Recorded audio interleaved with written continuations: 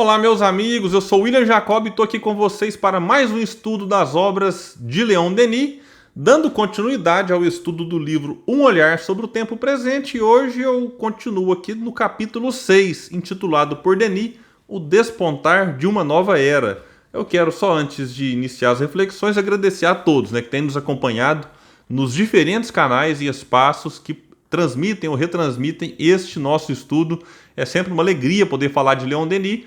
E eu convido a todos que estudem, que reflitam, porque Denis realmente é um autor que necessitamos aí urgentemente valorizar mais, divulgar mais e aprender com ele para que a gente, nas nossas experiências aqui de espíritos encarnados, como eu falei no estudo anterior, tenhamos melhores condições de superar os desafios e sair da encarnação na hora certa, determinada por Deus, olhar para trás e dizer, valeu a pena estar encarnado. Então esse é o objetivo da nossa encarnação, é sair dela melhor do que quando nela entramos. E aí vamos avançar aqui então. Eu falei no estudo anterior dessa questão de que a gente, estando encarnados, temos ainda assim a possibilidade de ter experiências espirituais. Você tem aqui o exemplo de quando nós dormimos, o espírito viaja pelo mundo espiritual e tem experiência, a gente acorda com tudo isso. Vamos avançar aqui num ponto em que Leon Denis fala o seguinte: neste aspecto, ainda somos mineiros que vão abrindo as suas galerias sob uma luz incerta e trêmula.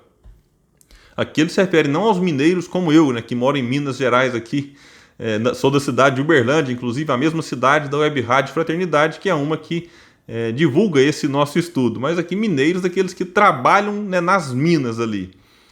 Continua Leon Denis dizendo aqui: porém, do outro lado do muro, veja a analogia que ele faz, os espíritos chamam e devemos esforçar-nos para chegarmos ao ponto em que a penetração dos dois mundos se tornará completa e definitiva. Para isto, diz Leon Denis, precisamos de uma cultura espiritualista intensa, da qual a geração presente sente imperiosa necessidade, haja vista os acontecimentos trágicos que acabam de ocorrer. Reforçando o que eu tenho insistido sempre, esse artigo que faz parte desse livro foi escrito ali pouco tempo depois do fim da Primeira Guerra Mundial. E Leon Denis agora vai dizer algo interessante para a gente aqui, que o pensamento filosófico já está se voltando para uma nova aurora e se inclina diante da compreensão desta vida magnífica e ilimitada, que é reservada ao espírito. Ao invés da perspectiva sombria do nada, encerrando para sempre o ciclo das existências, trata-se da continuidade do ser, a maravilhosa vida da alma que se prolonga ao infinito. Então tem mais ou menos 100 anos que Leon Denis escreveu isso aqui.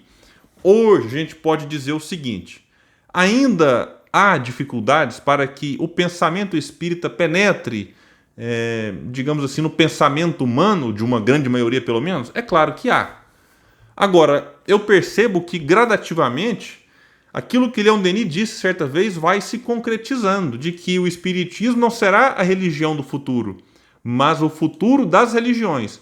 O que quer dizer que as religiões continuarão existindo, cada um professando aí a sua fé, cada um seguindo o seu rito, cada um praticando ali e valorizando as suas cerimônias, tudo beleza, cada um no seu quadrado, como a gente gosta de dizer. Mas a gente percebe que o espiritismo vai se tornando então o futuro das religiões, o que quer dizer que aos poucos movimentos, mesmo que tímidos, vão sendo adotados nas religiões ou por líderes religiosos, ou mesmo que estes insistam em não aceitar algumas questões que eu já vou falar, as pessoas, os religiosos, independente da posição desses líderes ou, digamos assim, da religião como um todo, os religiosos começam a aceitar algumas coisas que o espiritismo já dizia lá atrás. Por exemplo, fora da caridade não há salvação. William, mas eu nunca vi o pastor tal falar isso, eu nunca vi o padre fulano falar algo nesse sentido. Mas eu já vi, por exemplo, o Papa Francisco dizer que mais vale a prática do bem, a prática do amor, a caridade, do que necessariamente a fé que a pessoa professa. Em outras palavras, é o fora da caridade não há salvação. Só que a gente conversa com algumas pessoas, inclusive com ateus, que nos dizem assim: Ah, mas você é de qual religião tal? O que importa é o bem que a gente faz, né? Ou seja, essa noção de que não importa o rótulo, porque cá entre nós, espírita é um rótulo. Tudo bem, serve para nos diferenciar, e eu nem sei se isso é tão bom assim, mas serve para dizer: olha, eu sou espírita, ou seja, eu acredito em reencarnação, em mediunidade, vida em outros mundos, Deus. Tudo bem, faz parte, mas gradativamente as pessoas começam a conversar umas com as outras e falam: o que importa é o bem, o que importa é o amor. Então, essas frases, elas vão ficando cada vez mais fortes na sociedade. Uma outra questão, por exemplo, quando se fala de reencarnação. Alguém fala: não, eu não acredito em reencarnação. Fala: tudo bem, beleza. Só que essa pessoa, ela assiste um filme aqui que fala, ela assiste uma novela que traz o assunto, ela escuta uma música que aborda, mesmo que de maneira implícita, essa ideia. Ela lê uma revista que toca no assunto. Então, ou seja, ela vai sendo, entre aspas, bombardeada daqui e dali, e aquilo vai fazendo parte da rotina, do universo, e ela, mesmo dizendo: olha, eu gosto do catolicismo, mas será que eu fiz alguma coisa na vida passada para merecer o que eu passo agora? Então é como se a reflexão dela fosse ficando um pouco mais ampla, para além daquilo que o padre e o pastor dizem lá na tribuna, no púlpito das igrejas que elas frequentam. Vamos pegar aqui outras questões, vida em outros mundos. Alguém fala: ah, mas não é possível, né? Só tem vida na Terra. Só que daqui a pouco ela vê um filme de novo, né? Um desenho animado, alguma coisa, alguma história, alguma... Enfim, e ela para refletir e fala: meu Deus do céu, será que nessa imensidade que é o universo, que a gente só consegue ver uma pequena fração, só teria vida de fato na Terra? Que quando se olha a imagem aí, você custa enxergar. Quando enxerga, dependendo aí da imagem que nos chega via satélite. Então, será mesmo que Deus vai criar isso tudo para falar assim: só tem vida na Terra?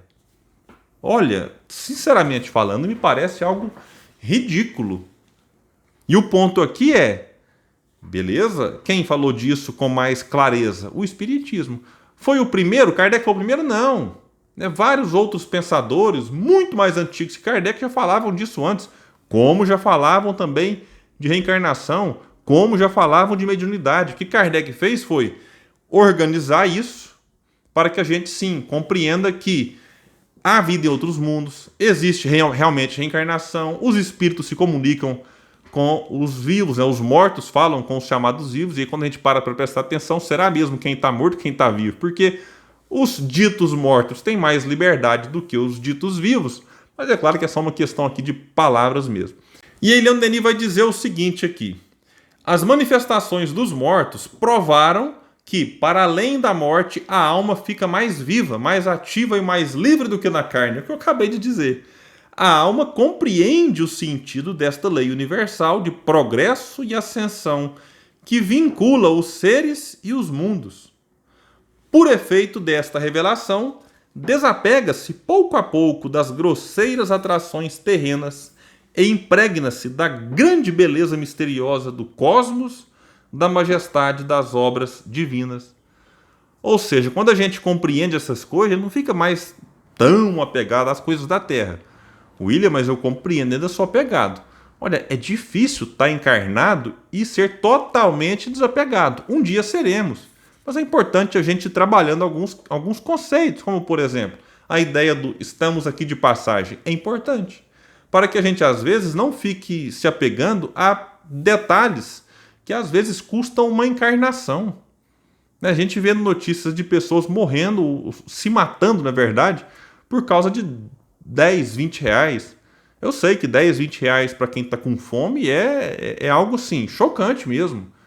Mas será que vale a pena matar o outro por conta de 10, 20 reais?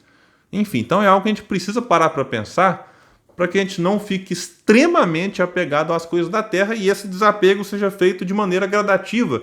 Porque se a gente também cai na ilusão de falar: opa, peraí, deixa eu ler um livro espírita, assisto uma palestra e no outro dia estarei totalmente desapegado, a gente vai estar se iludindo.